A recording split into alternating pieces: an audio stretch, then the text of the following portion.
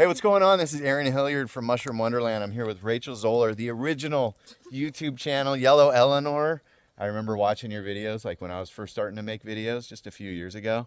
And everybody that encounters me would be like, have you seen Yellow Elanor though? But I thought, how cool someday to do a collaboration or something. And so here we are in the woods. Well, she's leading this foray, so we're with a bunch of all kinds of people in the woods with Peter McCoy, the author. Super cool. So we're just going to be looking at mushrooms and learning a little bit from Rachael today. Exactly. Awesome. Thanks for joining this episode. Oh, thank you. Yeah, it's awesome. Cool.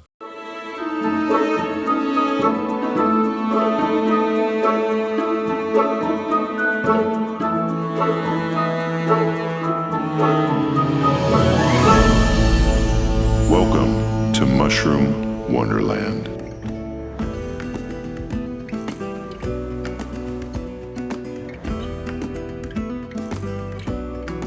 So why haven't we seen any videos from you recently? Just curious.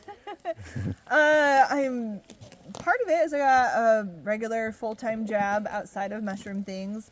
Hey,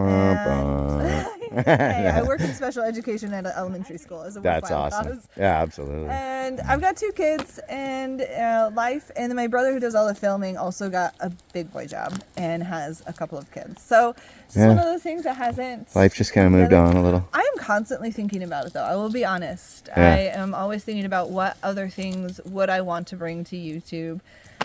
Mushrooms I want to focus on, but I want like more stories of like people who are inspired by mushrooms. Totally. Yeah, so we'll see. And that's part of what I'm trying to do here. The faces behind mycology, right? And especially if you're in the Facebook community or follow any of the identification forums, I hear these names, I see these names on Instagram and everywhere, but I like meeting the people, hearing them talk, hear their sense of humor and their inflection is like so cool. So I hope to like bring that to people so they go, oh, you know, they feel like they know you a little bit. Get inspired by it too, that we're all just like nerdy. Yeah, totally. Excited about weird things in the woods. Yeah. That's really what it is. So turn the camera on you. Why did you start making YouTube videos? I started making YouTube videos because I've just always been that video guy that's, you know, in high school I had the camera with me. I was filming everything all the time. Skateboarding videos, snowboarding videos. And then I went to college for video making. And all along I've been in the woods hunting mushrooms and learning about mushrooms, but I don't know why I never put the two together. I got into YouTube doing model railroading, model trains. Oh my goodness, see, my kids would love that. Yeah, and then I got a sailboat. We made sailing videos, the adventures of us, me and my wife, just sailing around the Puget Sound making videos. And it was what it was, but then I made a morel picking video once, and it went pretty viral, and I was like, wait a minute. Maybe I'll make a mushroom channel. So I go on YouTube to see what other mushroom channels there are in the Pacific Northwest. Yellow Elanor pops up and not many else, you know? And I was like, we need some different takes on this, you know? So I started in 2020, I guess, right in the pandemic. Perfect. Yeah, right in the pandemic I started because I love editing and I like editing the most, really. And so, I don't know, and being in the woods. So I'm like, maybe I could make this into my life, you know? Yeah. And so it's super cool to just come out and do this, and then the viewers kind of help finance these trips and stuff. Yeah, exactly. Jen is the one who spotted it. This whole area is full of shrimps. This is what you're looking for. It is dry, it's dusty, but there are mushrooms here. So Jen, when you harvest this mushroom, are you gonna pluck it or are you gonna cut it? I'm gonna pluck it. You're gonna do whatever you want. I'm gonna do the thing that I ask, especially when we are digging, in a sense, for mushrooms, is that I don't want to leave a trace behind. Yes. So once she picks this, she might even trim off a little bit of the dirt, put those little old bits underneath here, cover it back up. Okay? That's what we want. All right. I have found a lot of great mushroom foraging spots because people don't cover the tracks. Right. We're gonna do that. Plus, it's just better for anybody hiking through. It won't look trashy. Yeah. So that's what you're looking for. Let's walk this way, and I will point out more. You can also branch out. We've got. Hold that up. Hold that up. There we go. There we go. Do you slow-mo on that? Yes. Oh, yeah. Action shot right there. Yeah. If you guys don't know this guy, this is Peter McCoy, author of Radical Mycology, What other books do you have? Do you have another one? The Mycocultural Revolution last year, yeah. Awesome.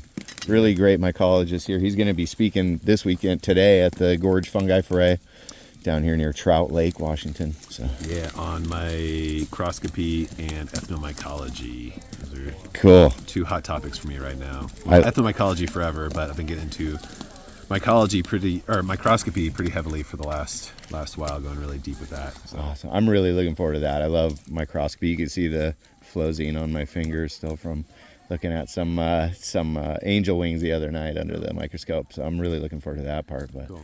yeah, it's cool to be out on a little hunt. What do you got there? This is a white chanterelle. Beautiful.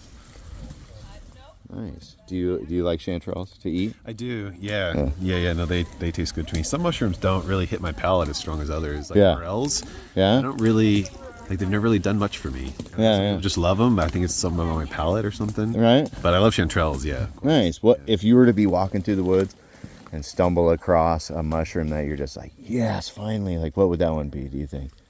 Or maybe not finally, but like you're so excited to see it. I'm much more interested in, like if I found a bunch of Pistolithus or like edibles, are great, but I'm much more interested in a lot of the eclectic stuff, especially stuff we don't get as much around here, or ones that have a lot of cultural history, ones that you can extract dyes or make, more unique medicines out of. Stuff like this is much more interesting to me than culinary. Definitely. Personally, yeah. Yeah. Somebody said to me yesterday, he goes, he had a Amanita Augusta, and I was like, oh, those are one of my favorites. And he goes, oh, you eat those? And I go, oh, no, I don't eat them. And he goes, oh, it must be for photography then. Mm-hmm. And I was like, oh, I never really thought about that. I don't know why I like it. I just like it, But, pictures are cool and eating them's cool. But sometimes you just are like, whoa, look how beautiful, Yeah. I mean, that's a real mycophile, I guess, because some people are like, wait, you can't eat it? Why do you care? Mm-hmm. It's like, I don't know why I care. But I guess as far as an edible, though, if we found it, it's a little bit early in the season, I think, but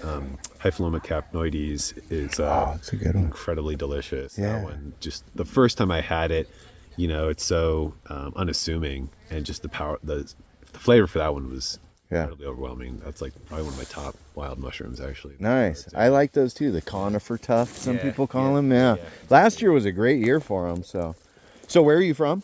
Portland. Portland, right on. Is there a place where people can reach you or get your books or anything like that? Well, several places. The big thing that I always try to point to people towards now is my mycology school I've been building up for several years, mycologist. Okay. That is at the tail end of getting ready to launch. So it's kind of like go to the website, sign up for the email list, social media, awesome. mycologist.world, and there's a lot of stuff coming down the pipe there. How do you spell that? mycologos. mycologos.com. .world. .world, okay. Yeah. Awesome. So, yeah. And you're out of Portland. Yeah, Portland, but .world, so it's all over. Yeah, absolutely. Online classes is coming, plus a whole bunch of other stuff that's some big surprises. Been working on for years. So cool. Yeah. Awesome, man. But yeah, my books are, wherever books are sold. Yeah. I'm excited to be in the woods with you today. Yeah, same here. Super man. cool to meet you. Yeah, let's go find some mushrooms. Yeah, for sure. She just found her first mushroom. Very first mushroom. I've been waiting for years to learn this. What did you find? I think, isn't that the white chanterelle? It is. That is. You had an amazing eye to see it because, look how buried that thing is. Yeah. You were using all your senses as you walked through here to find it. Congratulations. That is so cool. I'm such a nerd. That's why we're here. We're all nerds. Because We I belong love, I've together. been waiting to learn how to do this in my life. And being moved out here and having this playland. My first thing. So cool. I want to see you get this one. Okay, so I'm going to pluck it. Okay. Yeah. I'm going to pluck it. That's and now, fine. do I want to dig down below to make sure I get its whole, listen to my terminology, stipe? Stipe, yeah, the base of the stipe. Yeah, just give it a little twist, hold it firmly. Chanterelles are pretty tough mushrooms, so Okay. I'd pinch that stipe and give it a yank and a twist. He's in there. Yeah. Oh, I don't think I got him That's all. fine. The more the more you can get out, the more food it is. Beautiful mushroom. Oh, my first mushroom. That is. Oh my gosh. Okay, dreams do come true. Okay. I love how excited you are. What's your name? My name's Sherry. Sherry. Yeah. So cool to be out here with you and to experience that. Thank you. It's Yeah. so cool to have this opportunity to learn from such awesome people who love this. So Yeah, we're really lucky to have the we guides are that are so here lucky today. to have people with so much passion. And Yeah. okay, This is just the start. Oh, it gets just better from the here. beginning of my new life. Yeah. I love I'm a that. mushroom hunter now. Welcome, welcome. Oh, cool. So Thank cool. you. And I always forget how to say the white one. It's Cantrellus Subalbidus. subalbidus. Yeah. So Yeah. Cantrellus, which is the genus, and then the second word is the species name or the specific epithet. Yeah. It's the What was technique. that epithet? Epithet, specific Okay. epithet. Okay, terminology. Yeah. You But got to learn it. You got to learn it do, to speak yeah. it. Oh, score. Score. Come this way. Okay. They're shrimp hunting. What's a shrimp again? A mushroom bump. A mushroom bump. A shroom bump. This one you can actually see the mushroom a little bit. So just this direction. See what you can do with that. I see it. It's like Where's Waldo of the woods. And you said you saw it? I see it. He's an expert. That's the first one I've seen since we got here. I was like, I ain't gonna find one. I'm gonna just keep my mouth shut. Come over here. Look at this. Oh, yeah, cool. The big camera. Oh, nice little vein of them. But then all these Oh, yeah. super tiny little tiny bumps. Those are butter sponges, we call those. Butter sponges. Yeah. It's Oh man, you're. It's because one, was Excavating. standing out predominantly. That makes you stop, and then you see all the rest of them, right? Yeah. Well, if you get down on your hands and knees, you can. Exactly. Sometimes I'll see something and I'll look at it, and then I'll look over and then I'll see the thing I'm really looking for. You know, that happened to me last week. I found a weird little bolete. I was looking at it, and then my eyes kind of focused out, and I saw another shape right ahead of it, and it was a huge porcini just popping out of the mud, and I was like, hello. It's I think when you get on the mushroom level, like down squatting, you should to look at something else, you see everything else. Well, yeah, you pointed this one out, and then you were like, there, and there, and I was like, I see them all. I also tell people, I think picking uphill if you can is a good way because things are right in your eye level. Yeah. Yeah. Nice little patch. Nice. Make sure nobody steps on these while you're excavating, okay?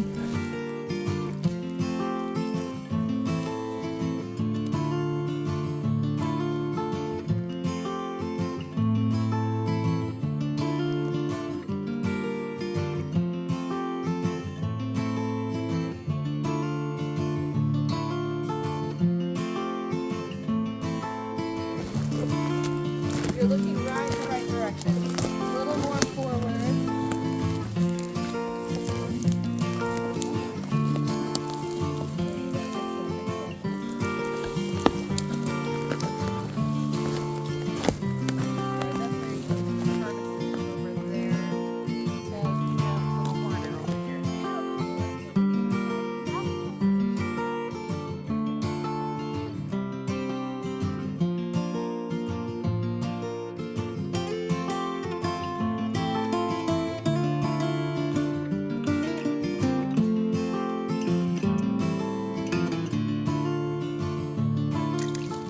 Go. What'd you find here? Well, pretty sure we got Melita sedulus.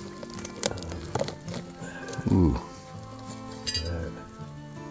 Oh yeah. No. Nice.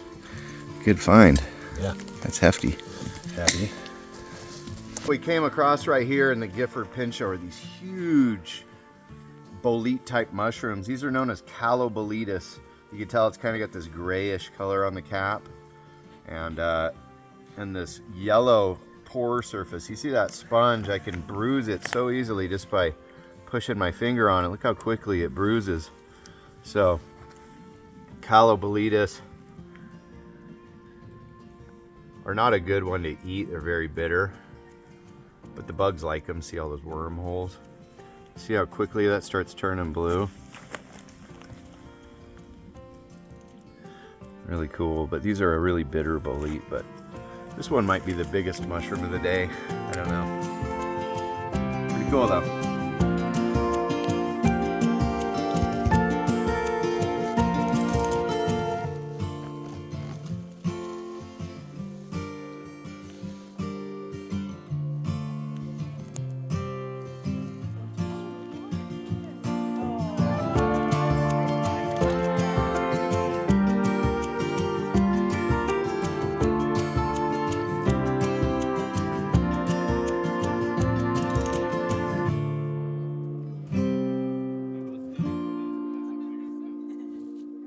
we have like blue and salmon and red and purple and yellow, like just the variety of colors is so neat to me. So let's see, I think one thing I want to talk about real quick, because this is really helpful in mushroom foraging.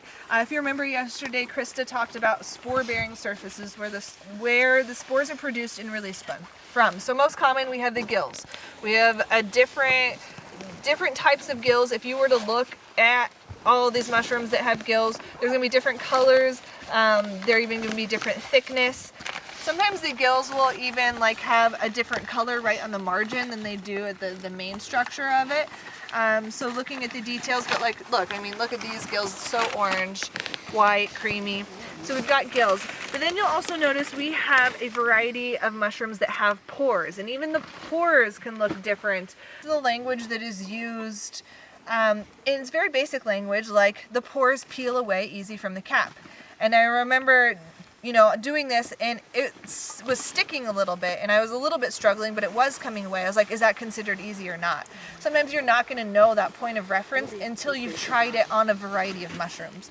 So you might read a description, and you have to get that context from actual hands-on experience. So this, yes, is pretty easy to peel these pores off. But then when I compare it to that other mushroom here, you can't peel those pores off at all. It's like a cohesive unit with the cap of the mushroom. So just know, as you learn and you touch and you feel things, some of that terminology or some of those descriptions will start to make more sense as you handle mushrooms more. Generally speaking, when a mushroom has like a fleshy cap, a nice stipe stem, it's so funny that Krista made that distinction yesterday. I call them stems all the time. I don't care, but some people, yeah, call it a stipe. That's cool. And then you have your porous layer here. So when you have this shape, your basic mushroom shape, and then also have a porous layer, that you can use the umbrella term bolete. Okay, so you've probably heard a lot of people using that term bolete today. So bolete is an umbrella term for almost anything that has, it's a fleshy mushroom shape. Mushroom, and then with a porous layer. So this could be a bolete, this could be a bolete, this could be a bolete. Those could all be boletes. Yeah. But again, bolete is a general term. Now you'll start to learn that as you hang out with more mushroom folks, sometimes people use bolete to mean a specific mushroom. So just ask that question, be curious. They're like, I found a bunch of bolete today. You say, what kind? Because they could be talking about porcini, but they could be talking about all this too. So just, that people can use terms in a variety of ways, but it is good to know, like, hey, it's a bolete because it's got a cap that's fleshy, it's got a nice stipe, and it's got pores on the underside.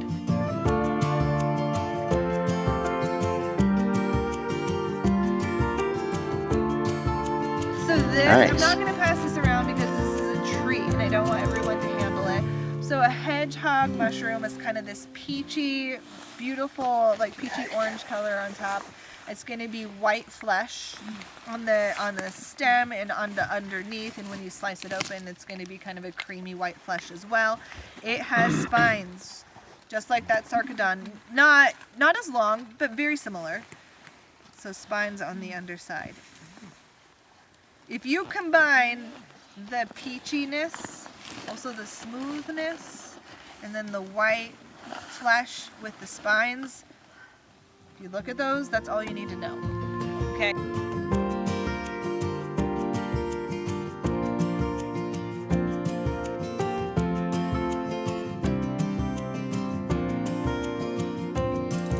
Hilliard's bitter bolete. Tell me to say your name. Wins that category. Yeah.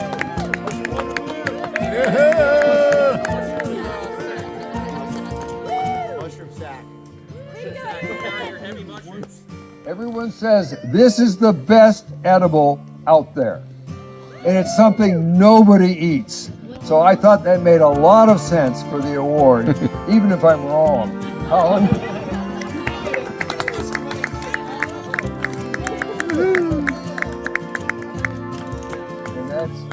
All right, that was an awesome foray. Thank you so much for your time today. And go check out Yellow Elanor on YouTube. Those are like evergreen videos that just keep giving year after year. And if you don't recognize me, it's because I don't have any hair anymore, right? Yeah, she cut her hair, but Used to be a flowing mane, but same me, yeah, same mushrooms. awesome. Thanks again so much Yeah, for you're welcome. cool. Much love.